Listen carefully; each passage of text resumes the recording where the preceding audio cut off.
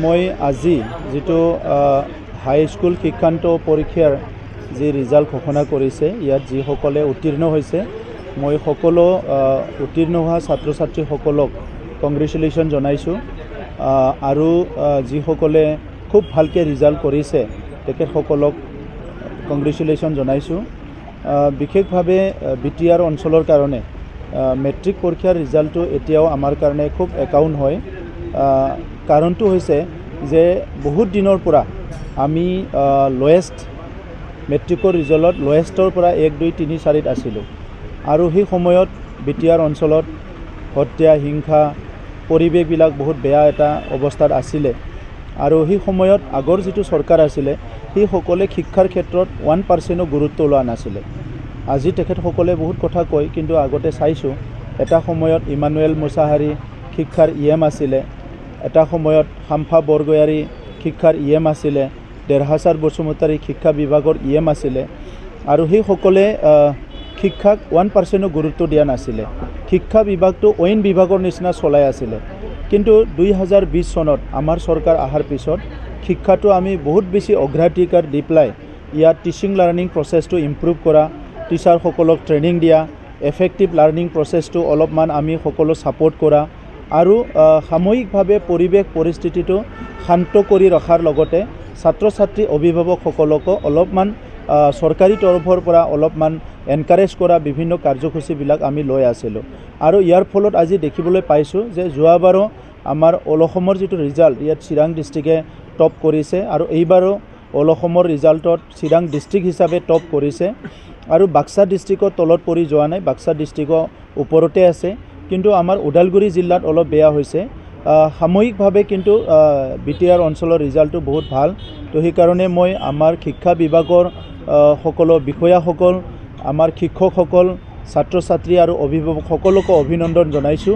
আৰু মূলত শিক্ষাটো সবে গুৰুত্ব দিব লাগিব যি অঞ্চলত যি দেশত যি ৰাজ্যত শিক্ষাটো অগ্ৰাধিকাৰ দিয়া যায় শিক্ষাটো গুৰুত্ব দিয়া যায় সেই অঞ্চলটো সকলো দিশতে আগবাঢ়ি যাব পাৰে আজি আমি পিছপৰি আছো কাৰণ আমি শিক্ষাটো গুৰুত্ব নিদিও এতিয়া আজিৰ এই সময়তে এই খুব মুহূৰ্ততে মই ক'ব লাগিব যে এই বছৰ আমাৰ যেটো এপিএসসি ৰিজাল্ট হৈ গল তাত অকল বিটিআৰ অঞ্চলৰ পৰা 5টা ডিস্ট্ৰিক্টৰ পৰা 50 জন আমাৰ ছাত্ৰ ছাত্ৰীয়ে এপিএসসি পাস কৰিছে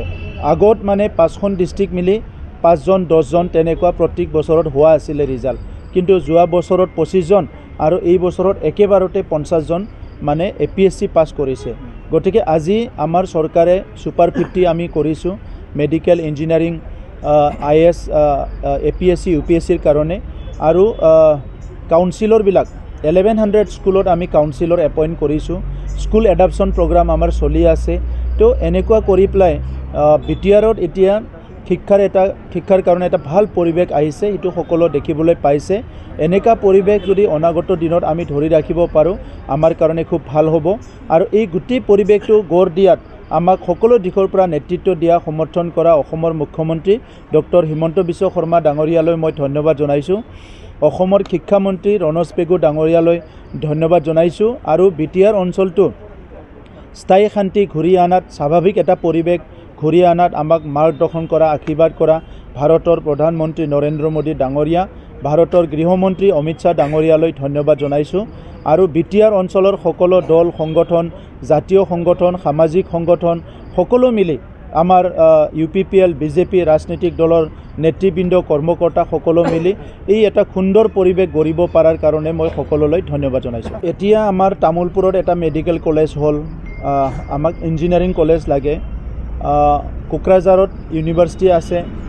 বাক্সাত আমাৰ বৰমাত এটা সেন্ট্ৰেল ইউনিভাৰ্চিটিৰ এটা ডিমাণ্ড আছে এটোৰ কাৰণে গভৰ্নমেন্ট অফ ইণ্ডিয়াই চিন্তা চৰ্চা কৰি আছে ওদালগুৰিত ইতিমধ্যে ইউনিভাৰ্চিটি কেম্পাছ হৈ গল এতিয়া বিএড কলেজৰ ঠায়ে ঠায়ে হ'ব সো উচ্চ শিক্ষাৰ অনুষ্ঠানবিলাক যেনেকুৱা লাগে তেনেকুৱাই আমি কৰি গৈ আছো 10খন কলেজ প্ৰভিন্সিয়েলাইজ কৰা হ'ল এই 10খন কলেজত এতিয়া নতুন নতুন পাঠ্যক্ৰম আৰম্ভ কৰা হ'ব নতুন নতুন সাবজেক্ট আৰম্ভ কৰা হ'ব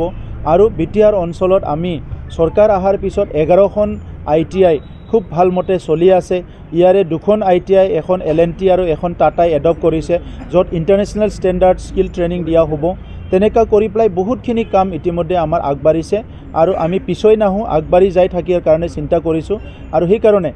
আজি কেন্দ্ৰত যিটো আমাৰ চৰকাৰ আছে NDAৰ বিজেপিৰ নেতৃত্বত, অসমত যিটো চৰকাৰ আছে বিজেপিৰ নেতৃত্বত NDA চৰকাৰ, আৰু BTR অঞ্চলতো আজি আমাৰ চৰকাৰ আছে। আৰু আমাৰ চিন্তাধাৰাটো হৈছে শিক্ষাৰ দিশত আমাৰ অঞ্চলটো কোনো কাৰণত পিছ পৰি থাকিব নোৱাৰে, ইয়াৰ কাৰণে আমি কাম কৰি যাম। নৱশৰণীয়া খেলিব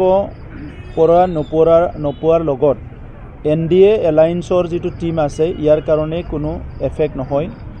কাৰণ ইতিমধ্যে আমাৰ BTR অঞ্চলত যিটো নেকি কমনেল এটা চিন্তা আছিলে, বিভিন্ন জাতি জনগোষ্ঠীৰ মাজত বড়ো অবড়ো জাতি ভেদাভেদ এই চিন্তাবিলাক আছিলে, যোৱা 3টা বছৰত UPPL BJP মিলি এইটো শেষ কৰি দিছে। এতিয়া আমাৰ যিটো 4টা মূল উদ্দেশ্য আছিলে BTR অঞ্চলত চৰকাৰ গঠন কৰা, প্ৰথম উদ্দেশ্য আছিলে স্থায়ী শান্তি আনিব লাগে। 1 নম্বৰ আমি সফল হৈ গ'লোঁ, স্থায়ী শান্তি আহি গ'ল। দ্বিতীয় উদ্দেশ্য আছিলে এটা নিৰাপত্তা সকলো পাব লাগে, ইয়াতো আমি সফল হৈ গ'লোঁ, 100% নিৰাপত্তা, কোনো হত্যা হিংসা নাই। তৃতীয় উদ্দেশ্য আছিলে সমন্বয় কৰিব লাগে। আজি এই অঞ্চলত 23টাতকৈ অধিক জাতি জনগোষ্ঠী আছে, সেই সকলৰ মাজত সমন্বয় কৰিব লাগে। গতিকে আজি সমন্বয় এটা আহি গ'ল। আৰু ইয়াত আৰু নৱশৰণীয়া ডাঙৰীয়া আগতে নিৰ্বাচন খেলাৰ পৰিৱেশটো আছিলে যে BPFৰ অপশাসন, BPFে বিভিন্ন জাতি জনগোষ্ঠীৰ অঞ্চলত ৰাস্তা নিৰ্মাণ কৰা নাছিল, স্কুল নিৰ্মাণ কৰা নাছিল, কোনো কাম কৰা নাছিল। ইয়াৰ খৌফত নৱশৰণীয়া ডাঙৰীয়াক বিভিন্ন জনগোষ্ঠীৰ ৰাইজে ভোট দিছিলে। কিন্তু আমি 3টা বছৰত এই কামবিলাক চব কৰি দিলোঁ। আমি 700খনতকৈ অধিক মন্দিৰত 2 লাখ কৰি টকা দিলোঁ, ধৰ্মীয় অনুষ্ঠানবিলাকত। আমি 1000 কিলোমিটাৰতকৈ বেছি ৰাস্তা নিৰ্মাণ কৰিলোঁ বিভিন্ন জাতি জনগোষ্ঠীৰ মাজত। আমাৰ চৰকাৰত এতিয়া অকল বড়ো নহয়, ইয়াত বিভিন্ন জনগোষ্ঠীৰ EM আছে। চ' তেনেকুৱা মিলি পেলাই আগত যিটো পৰিৱেশ আছিলে BPFৰ সময়ত একপক্ষীয়ভাৱে ৰাজনীতি কৰি আছিলে, এতিয়া এই ৰাজনীতিটো নাই। এই কাৰণে আজি সেই এজেণ্ডা, সেই ইছ্যু, সেই সময়ৰ ইছ্যুটো এতিয়া নাই। গতিকে নৱশৰণীয়া ডাঙৰীয়া হাইকোৰ্টৰ যিটো সিদ্ধান্ত, সেইমতে যদি নিৰ্বাচন খেলিব নোৱাৰে তেনেহ'লেও ইয়াত একো ক্ষতি নহয়, কাৰণ এইখিনি যিটো ফিল্ড আছিলে, এইখিনি এৰিয়া আছিলে BJPয়ে অলৰেডি কভাৰ কৰিছে। আৰু বাকীখিনি BPFৰ দুৰ্নীতি অপশাসনৰ কাৰণে বিভিন্ন জনগোষ্ঠীয়ে যিহেতু তেখেতসকলক ইতিমধ্যে ইগনোৰ কৰিছে, এৰিছে। ইভেন তেখেতসকলৰ পাৰ্টিৰে যোৱাকালিও মই তেখেতসকলৰ ইউথ BPFৰ এজন ছেক্ৰেটাৰী জইন কৰিছে, আজিও কৰিব। তেখেতসকলৰ দলক ত্যাগ কৰিব বিচৰা মানুহ তেখেতসকলৰ হাজাৰ হাজাৰ। গতিকে সাধাৰণ পাব্লিকে আৰু কি কৰিব? সেইকাৰণে সেই পৰিৱেশ আজি নাই।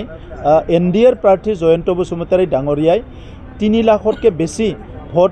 বেছি ভোট পাই পেলাই কোকৰাঝাৰত জয়লাভ হ'ব। আৰু দৰং ওদালগুৰিত আমাৰ কেণ্ডিডেট দিলীপ শইকীয়া ডাঙৰীয়া 4 লাখৰ ব্যৱধানত জয় হ'বলৈ গৈ আছে, ইয়াত কোনো সন্দেহ নাই। 25-30টা বছৰ বিদ্যালয়বিলাকৰ আন্তঃগাঁথনি নিৰ্মাণ কৰা হোৱা নাছিলে, আগৰ চৰকাৰে এইটো অলপ চোৱা নাছিলে। আৰু শিক্ষা বিভাগটো সবচে নেগলেক্টেড বিভাগ আছিলে আগৰ চৰকাৰৰ সময়ত। সেইকাৰণে গাঁৱে ভূঞে যিবিলাক স্কুল আছে জৰাজীৰ্ণ অৱস্থা। আৰু আজি আমাৰ চৰকাৰ অহাৰ পিছত আমি যোৱা এটা বছৰত প্ৰায় 540 স্কুল ৰিপেয়াৰিং কৰিলোঁ খুব ভালকৈ, আৰু 100খন মডেল স্কুল নিৰ্মাণ কৰিলোঁ। এই বছৰ আমি 1200খন স্কুল ৰিন'ভেশ্যন কৰিবলৈ গৈ আছোঁ, আৰু 134 নতুন মডেল স্কুল বনাবলৈ গৈ আছোঁ। আৰু স্কুলবিলাক চলাৰাইজ কৰা হৈছে। গতিকে 2টা বছৰত আমাৰ স্কুল নিৰ্মাণ কৰা আৰু স্কুল ৰিন'ভেশ্যন কৰা কাম কমপ্লিট হৈ যাব। আৰু আনপিনেদি হাইস্কুল আৰু হায়াৰ ছেকেণ্ডাৰী স্কুলবিলাকত মুখ্যমন্ত্ৰী ডাঙৰীয়াই 8 কোটি 10 কোটি কৰি ফাণ্ড দিয়া আৰম্ভ কৰিছে, যিটো নেকি নেশ্যনেল ইণ্টাৰনেশ্যনেল লেভেলৰ স্কুলবিলাক নিৰ্মাণ কৰা হ'ব। গতিকে আজি আপোনালোকে যিটো দেখিবলৈ পাইছে জৰাজীৰ্ণ স্কুলৰ অৱস্থা, সেইটো আৰু 1-2টা বছৰৰ পিছত এইটো কমপ্লিট BTR অঞ্চলত শেষ হৈ যাব। আৰু আমি টাৰ্গেট লৈছোঁ 2024ৰ ভিতৰত এখনো BTR অঞ্চলত এনেকুৱা স্কুল নাথাকিব যে বাই এণ্ড অফ দি 2024 য'ত নেকি বৰষুণ পৰি পেলাই ল'ৰা ছোৱালীয়ে ক্লাছ কৰিব নোৱাৰা, তেনেকুৱা স্কুল 2024ৰ ডিচেম্বৰ মাহৰ ভিতৰত শেষ হৈ যাব।